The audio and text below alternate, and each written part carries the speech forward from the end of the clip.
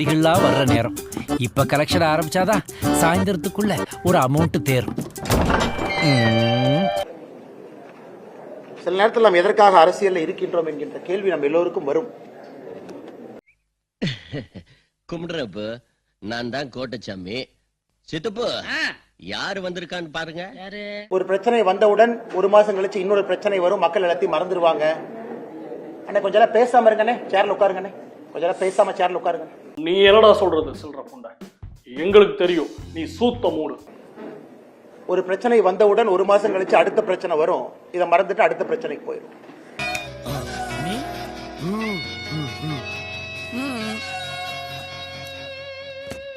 சொல்லுங்க.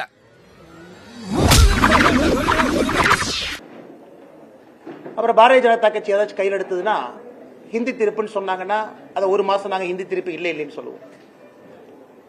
வடக்கு தெற்குன்னு சொன்னாங்கன்னா ஒரு மாசம் நாங்க வடக்கு தெற்கு இல்லைன்னு சொல்லுவோம். சொல்லி நிறுத்துக்கலடா, அவன் நிறுத்துற லூசுக்கு மட்டும் வந்துட்டு நிறுத்துற அவனை வைத்தியக்காரப்ப. பாதி நேரத்தில் நானே என்னை இந்த கட்சியினுடைய தலைவராக கேட்டிருக்கேன். உண்மையாலுமே நம்ம தமிழ்நாட்டில் அரசியல் தான் பண்ணிட்டு இருக்கோமா?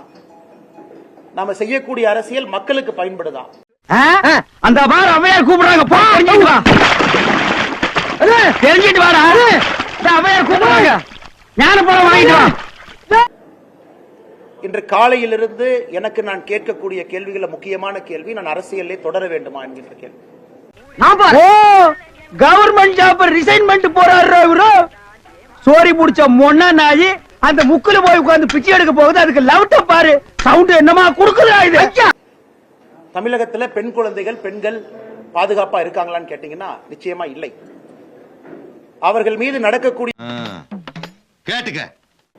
ரவுடி ரெஜிஸ்டர் பேர்ல இருந்தா 21 நாளைக்கு ஒருக்கா நீங்க போலீஸ் ஸ்டேஷனுக்கு கூப்பிடுவீங்க. என்னப்பா பண்ற, இந்த மாசம் பேங்க் அக்கவுண்ட் எவ்வளவு பணம் வந்துச்சு? ஏன்னா நானும் காவல்துறையில 9 ஆண்டுகள் குப்பை கொட்டி இருக்கேன். I don't care.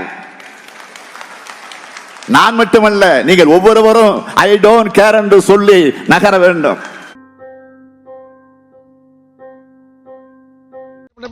மந்திரமே தெரியாம எப்படி எல்லாம் ஓட்ட வேண்டியதா இருக்கு. முதலமைச்சர் பொறுப்பில் இருக்கிறதுனால முதல்வர்னு அழைக்கிறாங்க.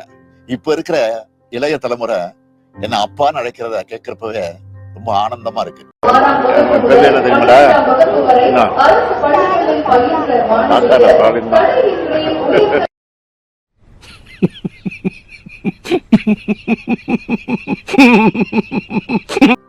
காலப்போக்கில் மற்ற பொறுப்புல எல்லாம் வேற யாராவது வருவாங்க.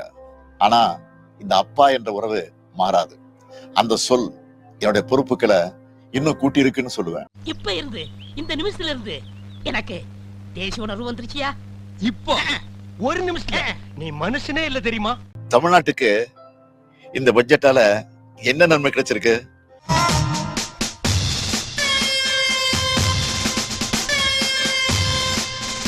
மாநிலங்களை கம்பேர் பண்ணி ஒன்றிய அரசு வெளியிடுகிற எல்லா புள்ளி விவரங்களையும் தமிழ்நாடு சிறப்பா செயல்படுறதா ரிப்போர்ட் கொடுக்கறாங்க.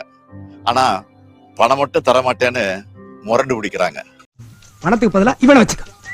சுத்தமான அக்மார்க்கு நெய் மாதிரி சுகர் இல்லாத 2 கிட்னி வச்சு எப்ப வித்தாலும் 1 லட்சம் ரூபாய் போகும். ஆபரேஷனுக்கு ஏற்பாடு பண்ணுங்க. வரட்டா?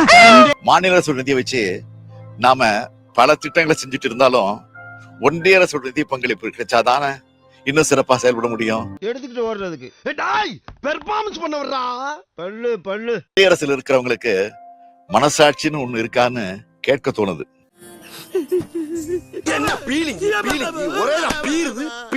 கல்வி, குறிப்பா பெண்களுக்கான கல்வி குறித்து தொடர்ச்சியா பேசுறீங்க, நிறைய திட்டங்களையும் அறிவிக்கிறீங்க.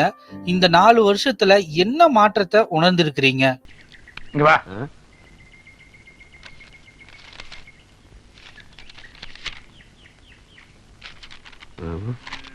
அது ஒண்ணு இல்ல, கீழே போட்டுரு.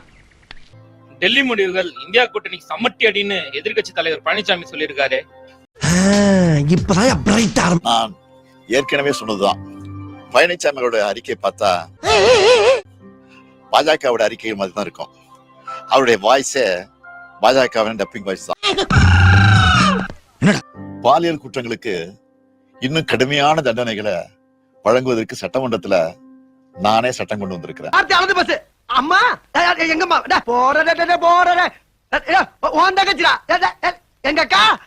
சோசியல் மீடியாலாம் பாப்பீங்களா? ஓய்வு நேரங்கள்ல பார்க்கறது உண்டு. செய்திகளை விட மக்களோட கமெண்ட்ஸ் என்னன்னு பார்ப்பேன்.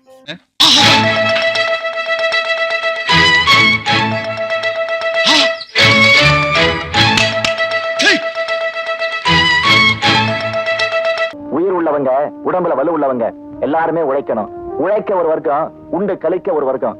இந்த சமூக அமைப்பை மாத்த ஒரு பெரிய புரட்சியை பண்ணணும். அது வேற வாயி, இது நார வாய்.